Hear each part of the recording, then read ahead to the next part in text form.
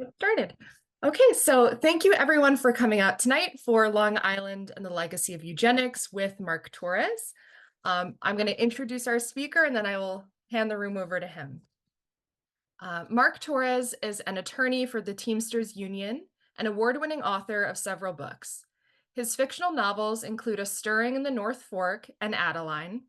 His work in nonfiction includes Long Island Migrant Labor Camps, Dust for Blood, for which he was the recipient of the Joseph F. Meany Award by the Association of Public Historians of the New York State for Excellence in a Labor History Publication, and the newly released Long Island and the Legacy of Eugenics, Station of Intolerance, which was released on January 21st, 2025.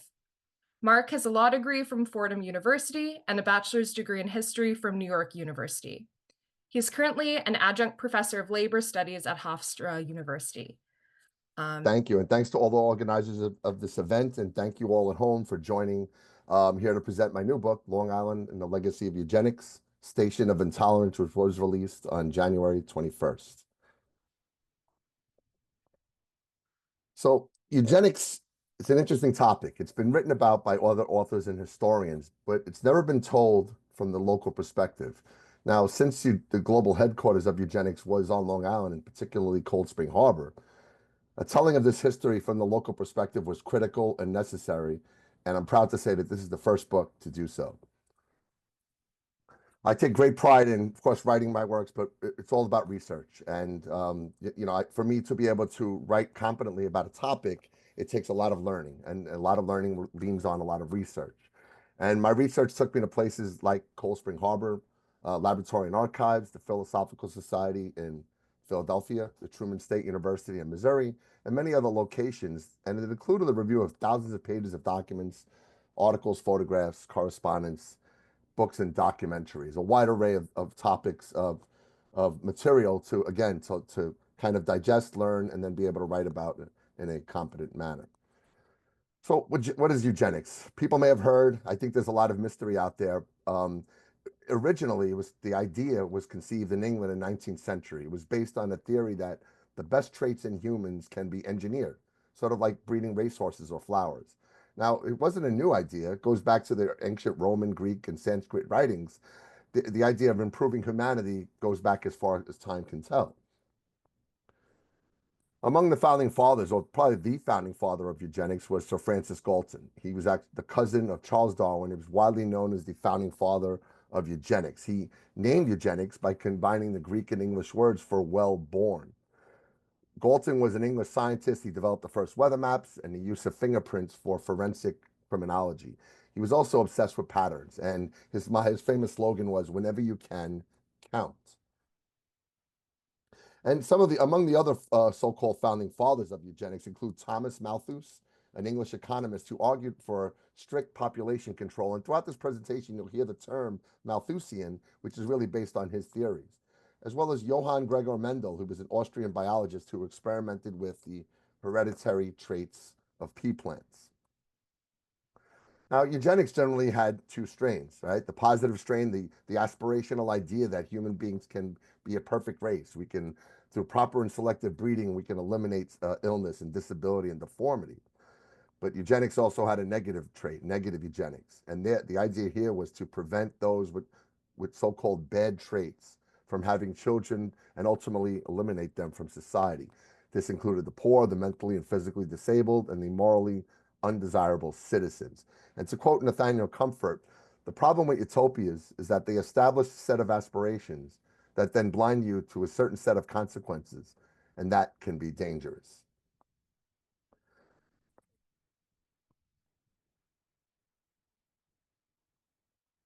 Now, conceivably, scientists practice the scientific method of research. They test a theory by asking questions and conducting experiments to either prove or disprove a theory. Eugenicists practice in reverse. They already had a preconceived notion of heredity, which is premised on classist and racist beliefs, and then they would seek information to amass the data to support that theory. For example, if you have a poor married couple, and suppose the husband was a thief and the wife was an alcoholic, eugenicists would theorize that they would have bad genetic traits that would automatically be passed on to their children. Of course, this ignores any legitimate factors that could have led to the problems in these people's lives.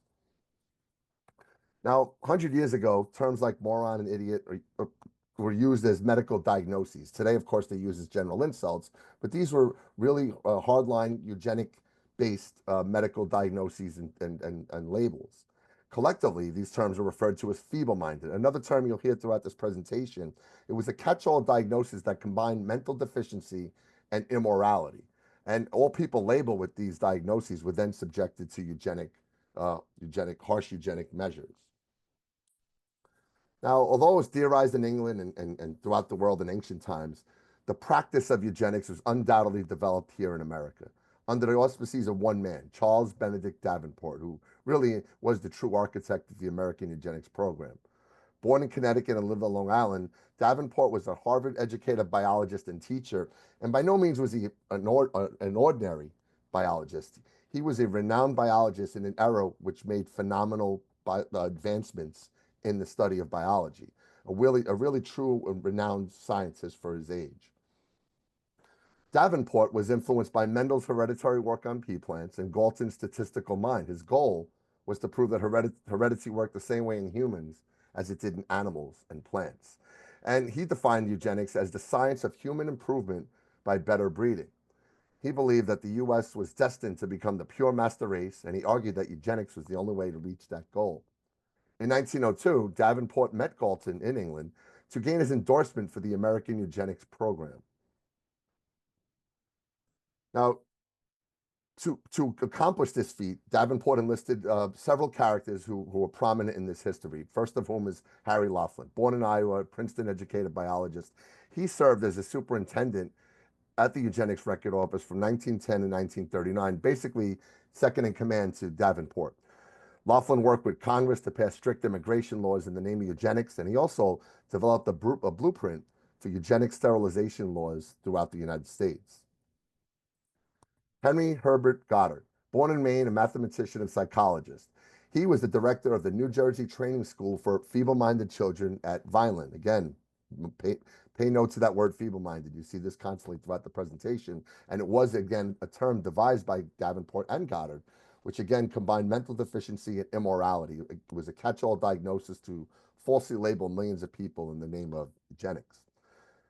Goddard also developed an English version of the IQ test, which was widely used by eugenicists throughout the world. In fact, in May of 1917, Goddard's IQ test was used on nearly 2 million Army recruits in military camps throughout the United States. Based on the findings of that test, more than half of the groups were declared morons. Eugenicists pounced on this, saying this is why we're in trouble. We need eugenics to fix the problems in our society. But the tests themselves were vague and biased in general. They would ask soldiers questions that they had no way of knowing. For instance, many of these soldiers were farm educated from poor rural areas, didn't have enough schooling, yet they were asked technological questions about automobiles and art, things that they would not have any ability or understanding of. And of course, when they got the answers wrong, they were labeled as such, and it really undermined the so-called level of intelligence. Mary Averill Harriman, born in Rochester, New York, the widow of E.H. Harriman, a wealthy railway mogul who donated upstate New York Harriman State Park, beautiful area. Upon his death, his wife earned $100 million, which is approximately $3.7 billion in today's money. Harriman was a staunch eugenicist who lent financial support to Davenport and the entire eugenics program. She bought an 80-acre tract of land in Cold Spring Harbor and paid for the construction of the Eugenics Record Office. Finally, the Carnegie Institute, established in Washington, D.C. in 1902 to, quote, encourage investigation, research, and discovery. This institute provided enormous resources and funding for the eugenics program in America and later in Nazi Germany. So if you really put together these relationships that Davenport had established, from Francis Galton getting his full endorsement, Harry Laughlin, the second in command to assist with the program, day-to-day operations, Henry Goddard, who helped expand the eugenic diagnoses and things like the IQ test, and lucrative funding from Mary Harriman at the local level to the Carnegie Institute and later the Rockefellers on a national level. We put this all together, and here is where the American eugenic program was launched. Now, if you remember nothing else from this presentation, I will implore you to remember this. Eugenics was not a fringe movement. It was not some form of isolated quackery. It was widely embraced throughout the country and even the world. It was, as I call it, the rage of the age. It was taught in nearly 300 colleges across the United States, including Ivy League schools like Yale, Harvard, NYU. It was embraced by many doctors and scientists across the country. Politics, eugenics was openly supported by every president from Theodore Roosevelt to Herbert Hoover. Even religion widely embraced eugenics. They had eugenic essay and sermon contests. Literature, there were many books, both for scholarly and entertainment. Popular culture, movies, commercial advertisements, eugenics really was everywhere. And it was embraced by many prominent Americans, many who you wouldn't think, including Alexander Graham Bell, John Harvey Kellogg, W.E.B. Du Bois, and even Helen Keller.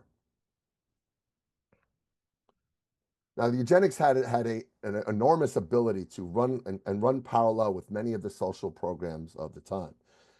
Among them was birth control movement. Margaret Sanger, the leader of the American birth control movement, she was a strong supporter of eugenics and had written several books with extremely racist views, including The Pivot of Civilization and other works. The interesting thing with Sanger is that she believed, like Thomas Malthus, in population control, the idea that there's only so many people can live on the planet at any one given time. So she was for sterilization across the board. Eugenicists were more inclined to want to sterilize the poor, inferior classes. And for that reason, that kind of separation kind of kept Margaret Sanger marginalized, even though she fully embraced and endorsed eugenics across the board.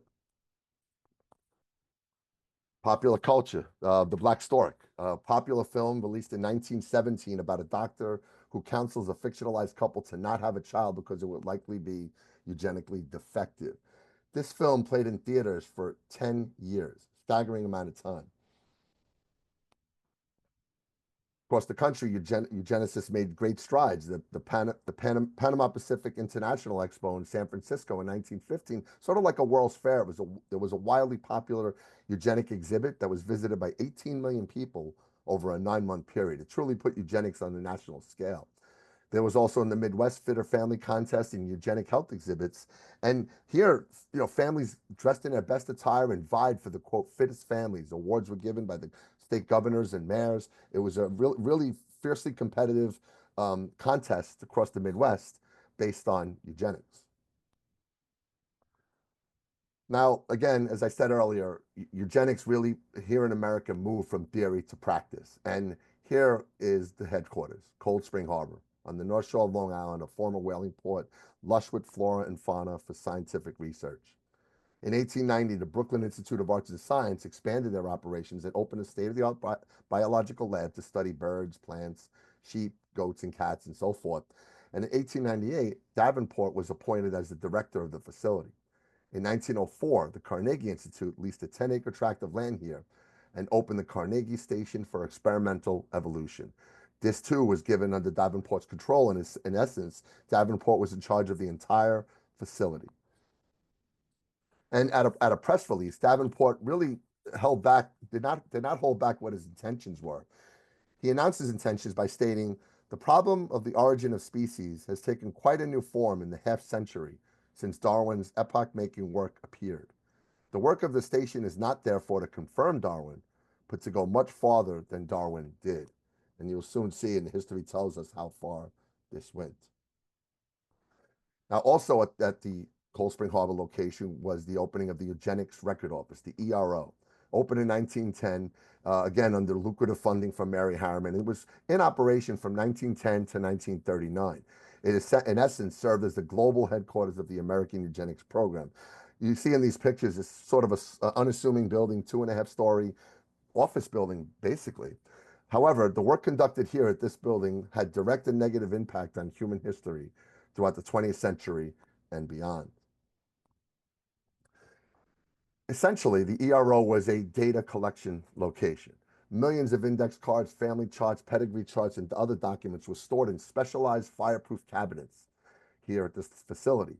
The data was used to support the eugenics as a science and truly amplify its movement.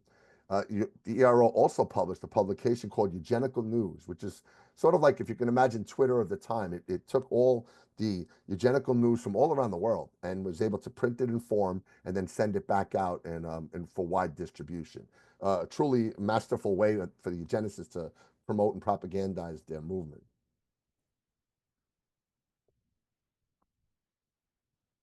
The ERO also developed a robust training program, and field workers who were mostly female and college educated from colleges like Vassar and others upstate New York. Between 1911 and 1924, an estimated 250 field workers were hired. They were paid $75 per month and had to work a minimum of 1 year in the field. They traveled the country to interview families, patients, prisoners, and so forth. And they were armed with the biased questionnaire, all aimed at labeling people as socially defective.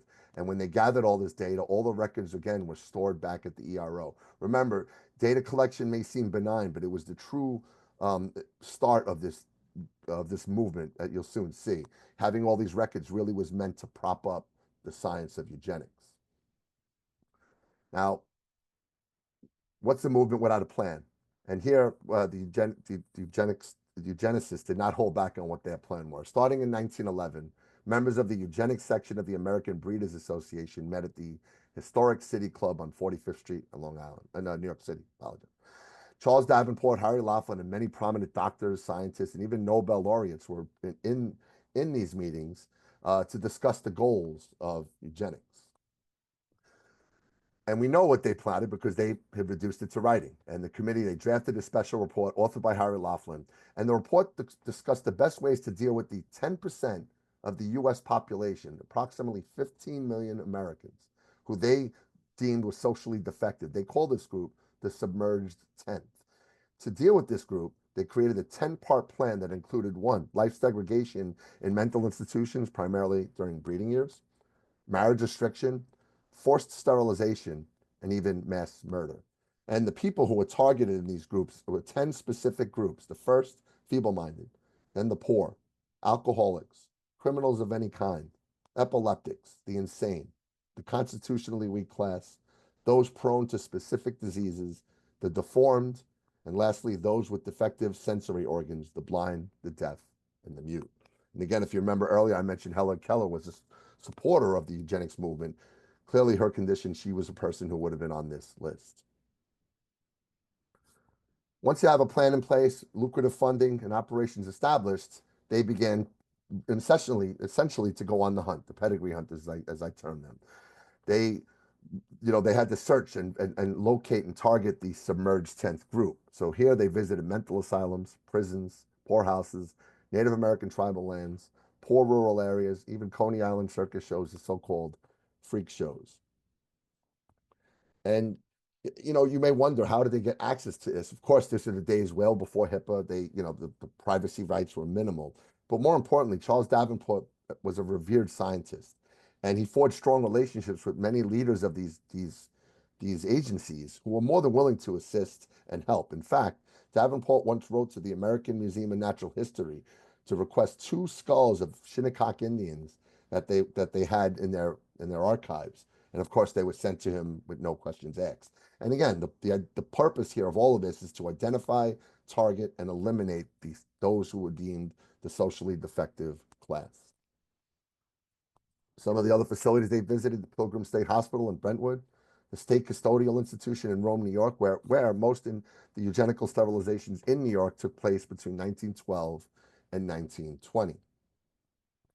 Here's a photograph of Kings Park, located on the shores of Long Island Sound. It was in operation from 1885 to 1993.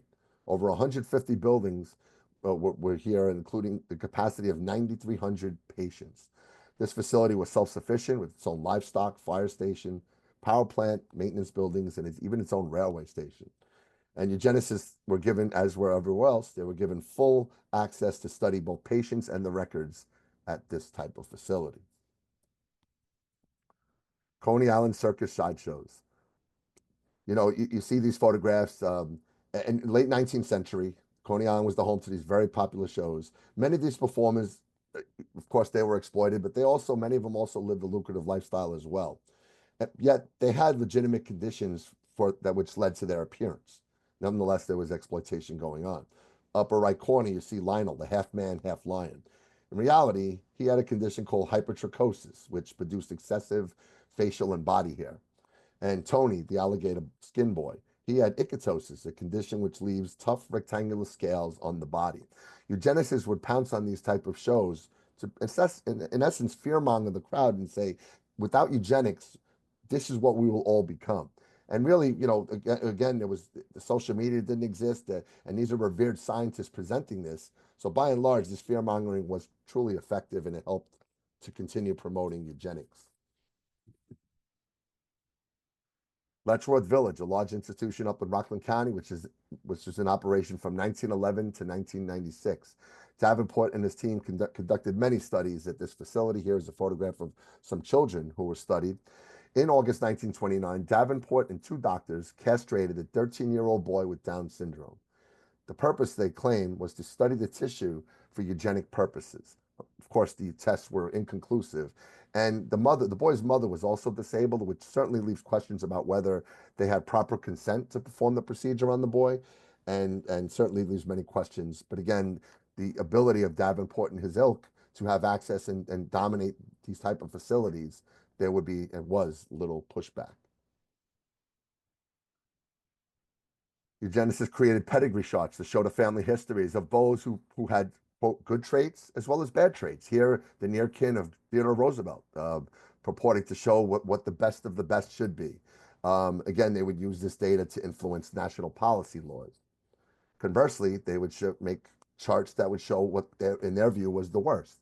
On the left, 4 generations in one almshouse at one time at Yaphank in Suffolk County at the almshouse. Here, they again exploited the patients here for purposes of promoting eugenics. And on the right, it purports to show the hereditary predisposition to mental illness, in this case, manic depressive insanity. They also used elaborate tools and devices to practice eugenics. And on the left, an abacus to determine the structure of human chromosomes. And on the right, an elaborate device called the mechanism of Mendelian heredity. It was designed to show how chromosomes carry gene traits. And of course, they had the IQ test and these other supplemental reports that, again, all propped up and buoyed the so-called cutting-edge science of eugenics. Other reports, including here, Crime and Race Descent in 1920, was meant to show racial profiles of U.S. prisoners in comparison to other prisoners across the nation. One of the main focal points of eugenicists was to influence national policy. And one of the earlier methods was marriage restriction laws. Now, several states had passed these laws, which in essence prevented people with mental and physical disabilities from getting married. The laws encouraged others to report their fellow citizens if they tried to get married. Virginia passed the Racial Integrity Act of 1924, led by staunch eugenicist named Walter Plecker. This law prohibited the marriage of any white person to another person with even, quote, 1 drop of non-Caucasian blood. And here, violators of the law faced fines, imprisonment, and nullified marriages. Immigration restriction. Between 1880 and 1920, more than 20 million immigrants came to the U.S., 8 million alone between 1900 and 1909. Harry Laughlin was enlisted by Congress to make several eugenic presentations, all premised on racist and xenophobic writings, to help pass the Emergency Restriction Act of 1921. This cut immigration, mostly from Southern and Eastern Europe, by nearly 2/3. Congress eventually later passed the Immigration Act of 1924, which restricted access to many European countries to as low as 3%. Although it couldn't be shown or proven definitively, there is a belief that Otto Frank and his family were swept up or prevented from escaping or coming to America based on this type of restrictions. Now, the anti-immigration movement was fervent at the time. It was led by a man named Madison Grant, a lawyer, author, and zoologist. He was also a conservationist who helped build the Bronx Zoo and save the redwood trees in California. Grant was a notorious racist who wrote the book The Passing of the Great Race in 1916, where he believed that whites were the master race facing extinction, and he openly criticized all races entering the U.S., including Jews, Italians, Polish, Irish, and so forth. Adolf Hitler read this book while he was in prison, and he called it, quote, his Bible. Grant also created the term the Nordic race, which is a fictionalized version of the best version of the white race. Sort of, if you think of the Aryans later on with the Nazi regime coming up with these fictionalized idealistic race, best performing races as they believed. Now, again, Grant was also a staunch eugenicist, and he aligned with the ERO. And in 1920, Charles Davenport wrote a letter to Grant saying, quote, "Can we build a wall high enough around this country to keep out these cheaper races?" Now, eugenicists, of course, believe the fastest, surest, and cheapest way to meet their goals of preventing or limiting the socially defective population was to sterilize them. As of January 1921, there were a total of just over 3,000 eugenic sterilizations in 15 states across the U.S., largely led by California, Nebraska, Oregon, Indiana, Wisconsin, and even New York. But for eugenicists, this was too slow. So in 1922, Harry Laughlin wrote a book entitled Eugenical Sterilization in the United States. It was a model sterilization law for states to use and copy and have implemented in their own states to, again, sterilize people against their will. Now, some of these laws were still being struck down by the courts as unconstitutional.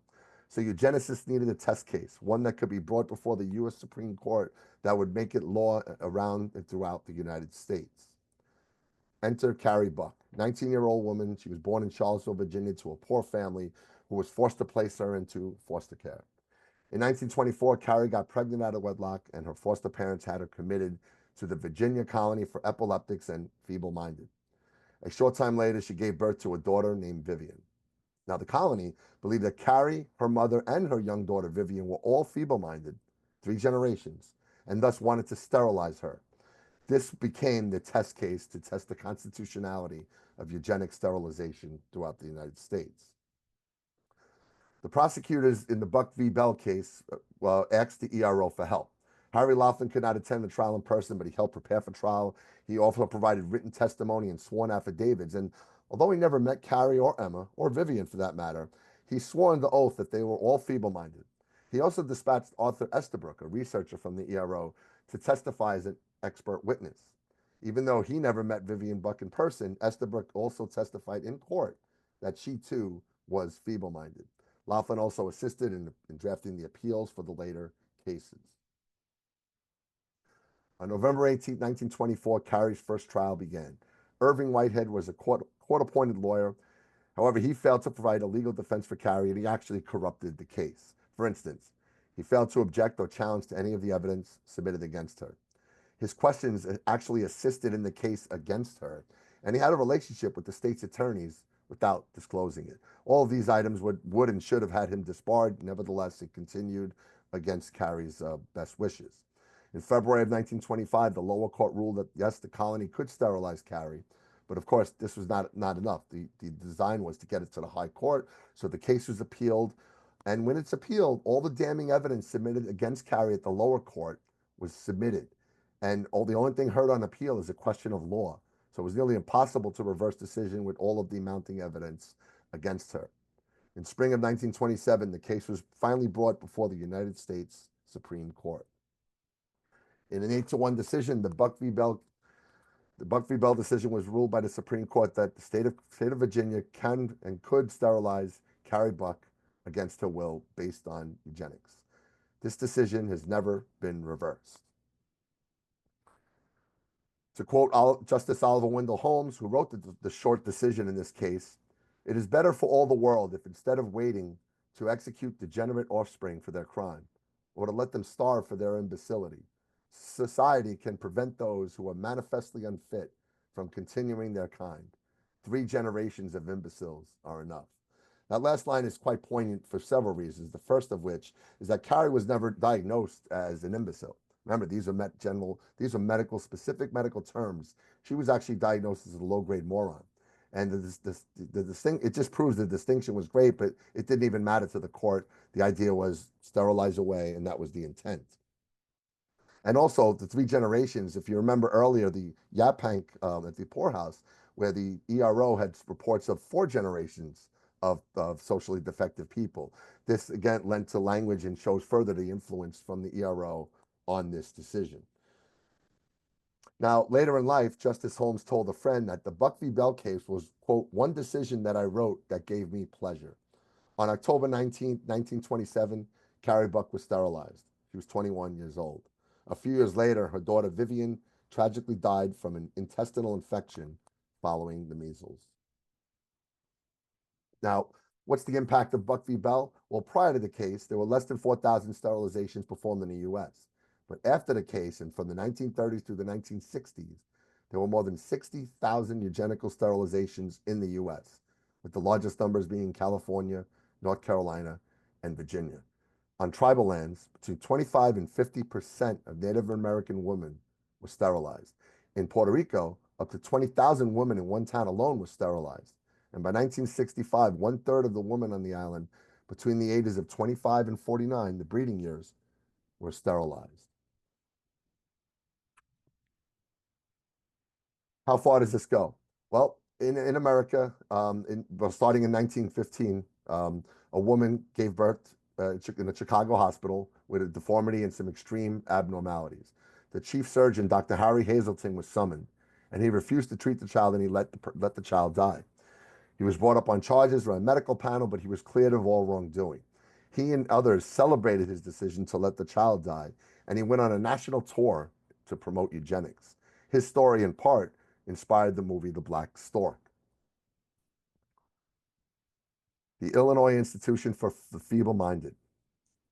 In this facility, which, by the way, Hazelton team deemed it to be a slaughterhouse, the windows were purposely left open and without screens so patients would face cold drafts in the winter and swarming parasitic insects in the warm weather. Patients here were reportedly given milk from cows that were infected with tuberculosis. Studies showed that the death rate was as high as 30% at this facility. Now, the man on the right, U.S. Judge Harry Olson, he condemned many of the patients to this facility.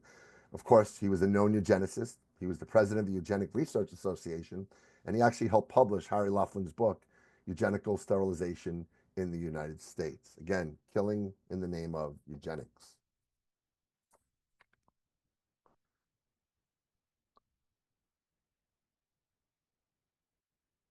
Now, the ERO helped spread eugenics all over the globe.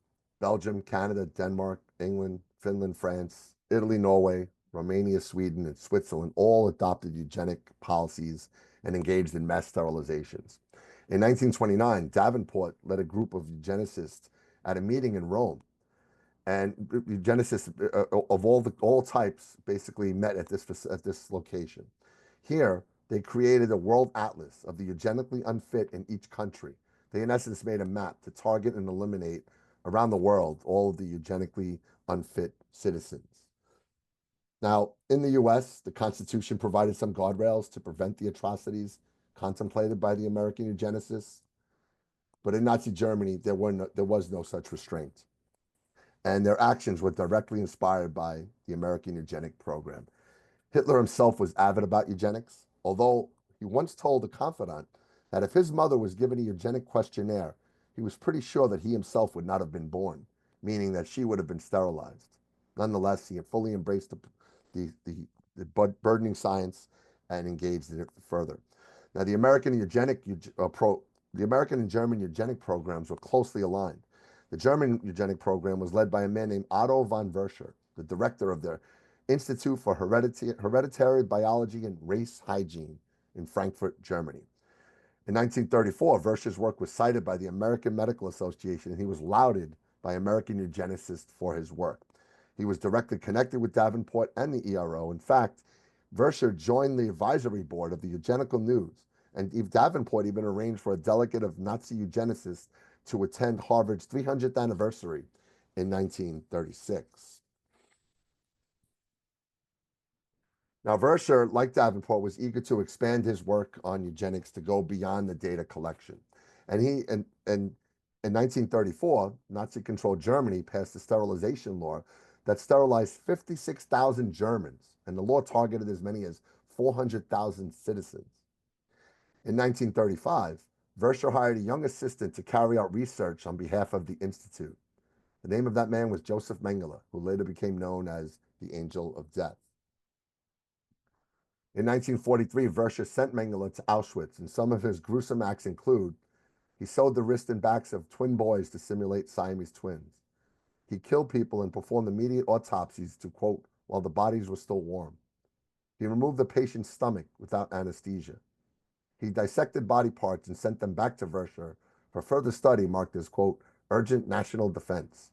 And he injected dye into the eyes of children, usually leaving them blind. Now, in the summer of 1936, the Heidelberg University School of Medicine in Germany celebrated its 550th anniversary. The dean of the school, Carl Schneider, awarded Harry Laughlin of the ERO with an honorary degree in medicine for his work on eugenics. Laughlin was called, quote, one of the most important pioneers in the field of racial hygiene.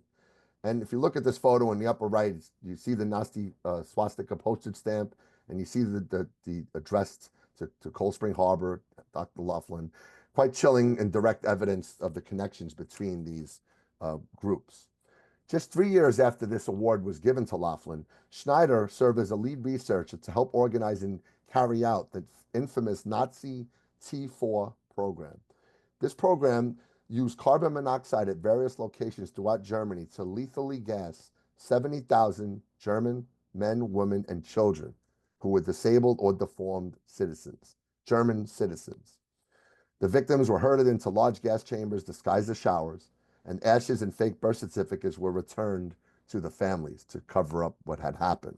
This has often been called the first Nazi genocide, and it served as a template for the Holocaust that would follow. And it all has ties to eugenics. At the end of the war, November 21st, 1946, the doctor's trial took place in Nuremberg, Germany. Karl Brandt, Hitler's personal doctor, and 22 other Nazi doctors stood trial for crimes against humanity. In their defense, they said they were directly inspired by the American eugenics program. They argued that in America, the Buck v. Bell case allowed forced sterilization, and Laughlin's report calling for the mass sterilization and euthanasia of up to 15 million Americans. And they argued, why are we being prosecuted when in America you had done and contemplated these similar acts? The defense was rejected by the court. Brandt and 6 others were convicted and hanged for their crimes. Both Verscha and Mengele never faced justice. What's it all for? Well, the Carnegie Institute, which is the main funder of the entire eugenic program for decades, could no longer ignore the atrocities. In January of 1939, they sent a committee to review the millions of records stored at the ERO, and they determined that they were sloppily recorded records kept by untrained persons and rendered, quote, worthless for genetic study. Eugenics was deemed as speculative at best and not a true science. The ERO was officially closed on December 1st, 1939, and all references to eugenics were permanently changed to genetics. The ERO was in operation from 1910 to 1939, but its policies certainly lasted far longer than that. As for Davenport, Charles Davenport retired from the ERO in 1934. He died in 1944 at 77 years old from a bronchial infection while conducting research on the skull of a whale that washed up on Long Island shores. Harry Laughlin died in 1943 at 63 years old in Missouri. Among the many things he had done in the name of eugenics, Laughlin specialized in rooting out epilepsy. It was later discovered that he himself was an epileptic, a fact he had long kept a secret. In the summer of 2020, Eric Isaacs, the president of the Carnegie Institute, issued the following statement. There is no excuse then or now for our institution's previous willingness to empower researchers who sought to pervert scientific inquiry to justify their own racist and ableist prejudices. Our support of eugenics made us complicit in driving decades of brutal and unconscionable actions by governments in the United States and around the world. As the president of the Carnegie Institute for Science, I want to express my sincere and profound apologies for this organization's past involvement in these horrific pseudoscientific activities. California, North Carolina, and Virginia all later passed reparations bills to pay victims who were sterilized, but many of the victims had already died. The legacy of eugenics runs deep. In 2002, the Netherlands became the first country to allow doctors to euthanize people with incurable illnesses. To date, nearly 60,000 people have been euthanized. A 2022 report released by the National Women's Law Center says there are currently 31 states in the U.S. that still allow for forced sterilization of people with disabilities, including California, Florida, New York, and D.C. U.S. prison systems have been offering reduced sentencing if inmates agree to be sterilized. And in 2023, the FDA began to review new technology that can produce artificial wombs for human beings. And some international companies have developed artificial growth pods to simulate a womb, which can be monitored with smart technology. I make no judgments on the legitimacy or need for such technology, but understanding the history of eugenics, there is certainly a cause for concern. Eugenics certainly possessed all the trappings of science, but in the end, it was nothing more than a social philosophy driven by racist and classist ideals, which we use to brand and condemn and eliminate the poor, diseased, disabled, and less fortunate from our society. No one is perfect, and we each have our strengths and weaknesses. We all bring something of value to humanity. Collectively, that is what makes human beings so special. Eugenicists could never accept this premise. Again, the book is Long Island and the Legacy of Eugenics, Station of Intolerance, and I'm available for any questions you may have. Thank you to Mark for coming out and speaking with us tonight. And everyone make sure to grab a copy of Long Island and the History of Eugenics from your bookstore or your local library. Again, I'd like to thank all our participating libraries, which are Quogue, Hampton Bays, John Germain Library, Cutchogue, the North Shore Public Library, Mattituck, Southold, Floyd Memorial, Westhampton, and Port Jefferson. And this recording will be available, and a link will be sent out most likely later next week. So again, a huge thank you to Mark. Check out all of his books, and thank you so much for coming and speaking to us on this very important and intricate topic. Thank you so much for having me and for everyone who organized it and spent the time on this Friday evening to join. Thank you so much.